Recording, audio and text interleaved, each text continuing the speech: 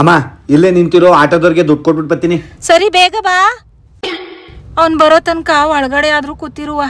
ಡಾಕ್ಟ್ರೇ ಡಾಕ್ಟ್ರೇ ತುಂಬಾ ತಲೆನೋಯ್ತದೆ, ಬಾಗ್ಲು ತೆಗೀರಿ, ಒಳಗ್ ಕೂತ್ಕತೀನಿ. ಸಾರ್ ಒಳಗೆ ಯಾರಿದ್ದೀರಾ? ಬಾಗ್ಲು ತೆಗೀರಿ. ಅದೇನ್ ಆಸ್ಪತ್ರೆ ಬಾಗ್ಲಾ? ಲಿಫ್ಟ್ ಕಣವ, ಸುಮ್ನಿರು.